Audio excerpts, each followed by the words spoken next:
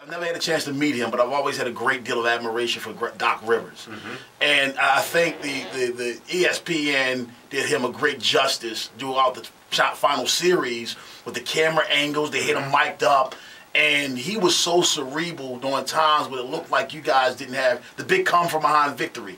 His calm demeanor was just, it was almost, I'm sitting there watching this guy thinking, taking notes. I'm sitting here taking notes from this guy like, that's unbelievable. You guys are down by 20-something points on the road. You're not going to win this basketball game. But if I'm watching Doc Rivers, I can't tell who's losing or who's winning this basketball game. All the coaches you've had, what did Doc Rivers do that maybe the rest of them didn't have? He just allowed us to play basketball. Like he always say, I didn't help get us in this situation. He didn't score one basket. He didn't turn the ball over.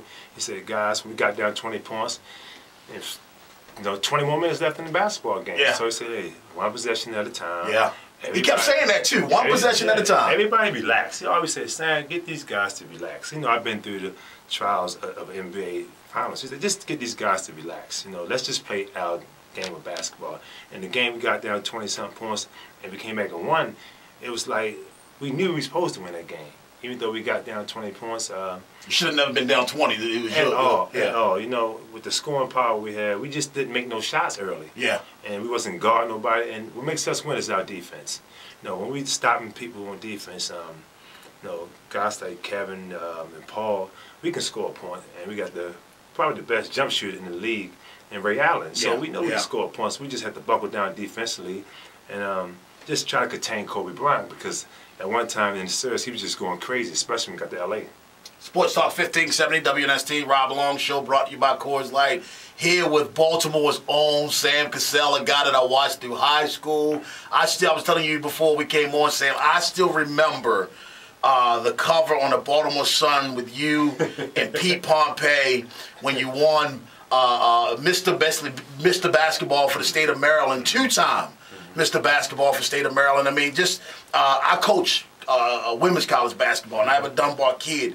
Tell me about the tradition of Dunbar Poet basketball that basically set the foundation for where you are today. Well, growing up in East Baltimore, Dunbar was the only school that I was going to. No options. No options.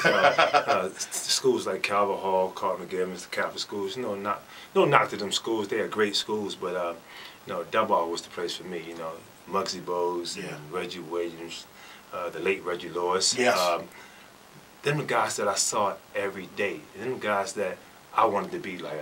We don't have an NBA ball club here, so them guys are my heroes.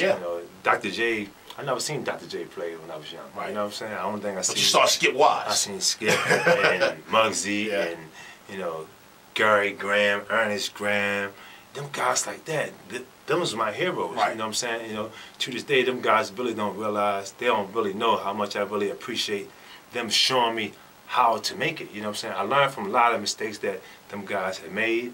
But it's either do it the right way or the wrong way. I could have took the wrong path, but I understood what I needed to do to be successful in this world. Not just the game of basketball in the world. I think people put so much emphasis on the game of basketball, but this is the real world, right? It's a foundation for life. No doubt about it. What you learn in sports is a foundation for life. You said something. You said those guys to this day may not understand how much they meant to you. No doubt about it. You, at the twilight of your career, do you really understand how much you mean to the young people today? Because your name always comes up when you talk about, we